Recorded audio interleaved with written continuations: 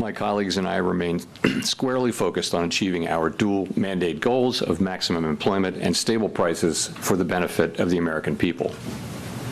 The economy is strong, is strong overall, and has made significant progress toward our goals over the past 2 years. Labor market conditions have cooled from their formerly overheated state and remain solid. Inflation has moved much closer to our 2% longer-run goal, though it remains somewhat elevated. In support of our goals, today the Federal Open Market Committee decided to leave our policy interest rate unchanged and to continue to reduce our securities holdings. I'll have more to say about monetary policy after briefly reviewing economic developments. Recent indicators suggest that economic activity has continued to expand at a solid pace. For 2024 as a whole, GDP looks to have risen above 2%, bolstered by resilient consumer spending. Investment in equipment and intangibles appears to have slowed in the fourth quarter, but was strong for the year overall.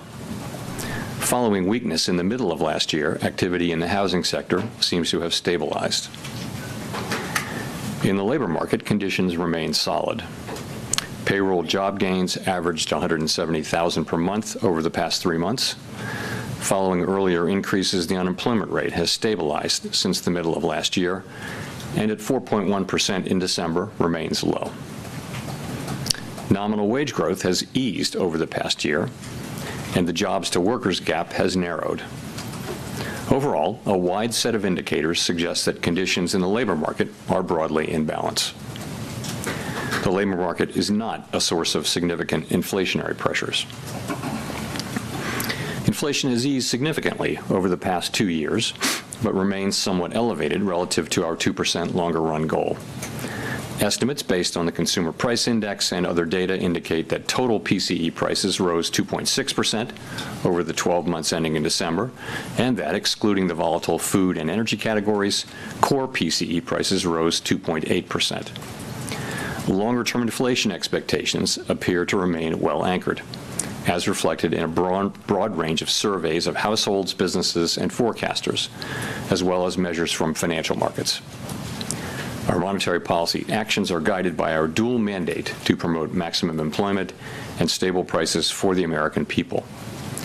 We see the risks to achieving our employment and inflation goals as being roughly in balance, and we are attentive to the risks on both sides of our mandate. Over the course of our 3 previous meetings, we lowered our policy rate by a full percentage point from its peak. That recalibration of our policy stance was appropriate in light of the progress on inflation and the rebalancing in the labor market. With our policy stance significantly less restrictive than it had been and the economy remaining strong, we do not need to be in a hurry to adjust our policy stance. At today's meeting, the committee decided to maintain the target range for the federal funds rate at 4.25% to 4.5%. We know that reducing policy restraint too fast or too much could hinder progress on inflation. At the same time, reducing policy restraint too slowly or too little could unduly weaken economic activity and employment. In considering the extent and timing of additional adjustments to the target range for the federal funds rate, the committee will assess incoming data, the evolving outlook, and the balance of risks. We're not on any preset course. As the economy evolves, we will adjust our policy stance in a manner that best promotes our maximum employment and price stability goals.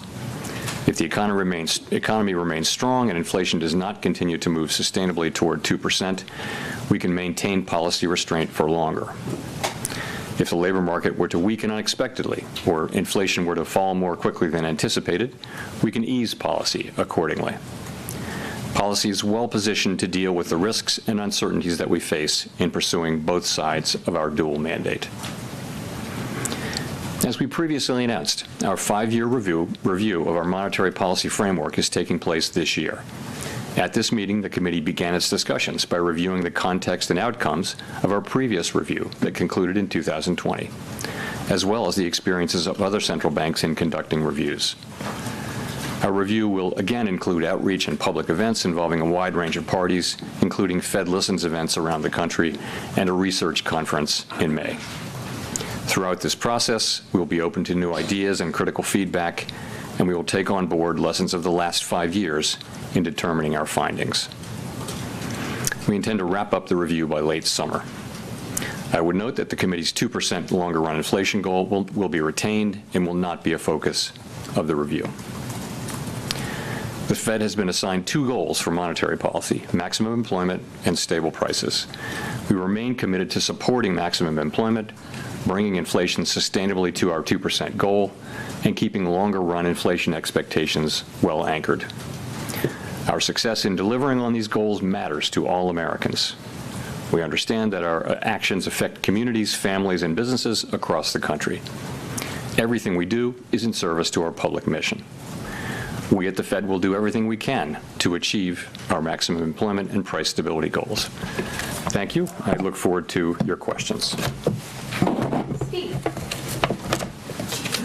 Mr. Chairman, Steve Leisman from CNBC. Mr. Chairman, at a event in Davos, or to Davos anyway, the president said he'll demand that interest rates drop immediately. So I guess I have a 3-part question. Has the president done this to you? Has he made that demand?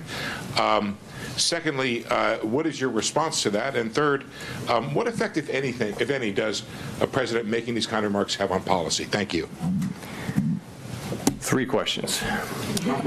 I'm seeing it really as 1 question, though. So I'm not going to have any response or comment whatsoever on what the president said. It's not appropriate for me to do so.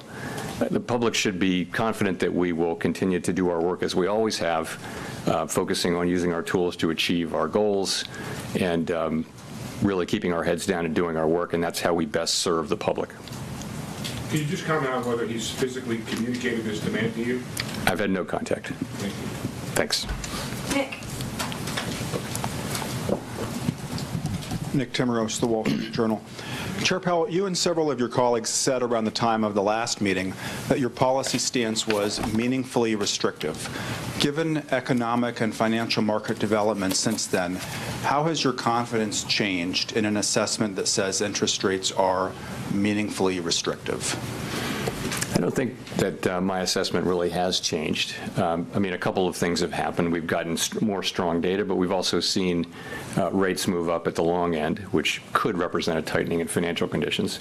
I think if we look back over the past year or so, we can see that policy is restrictive. If you look at the effect of high rates on interest-sensitive spending, for example, in housing, and if you look at the achievement of our goal variables, we're seeing the economy move toward 2% inflation and has moved largely to maximum employment. So we really look at movement toward the goal variables to make that assessment.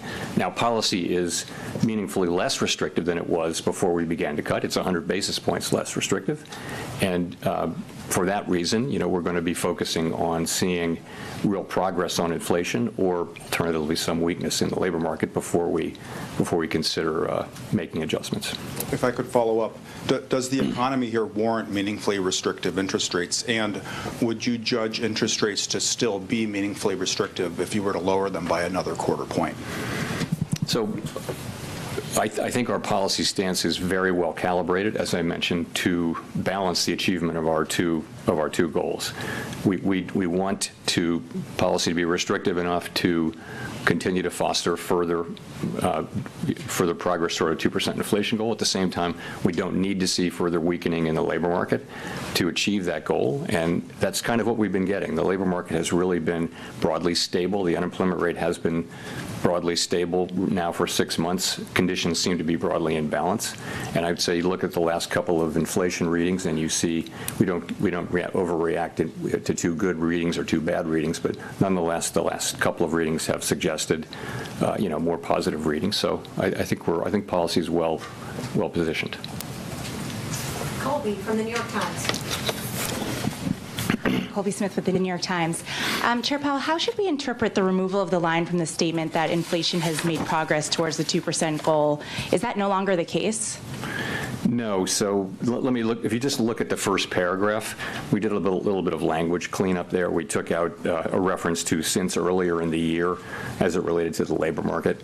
And we just chose to shorten that sentence. Again, I mean, if you look at the sort of intermeeting data, it was good, and there was another inflation reading, I guess, just before the December meeting. So we've got two good readings in a row that are consistent with 2% inflation. Again, we're not going to overinterpret too good or too bad readings, but this was not meant to send a signal. Other than this, you can take away from all of this that we remain committed to achieving our 2% inflation goal sustainably.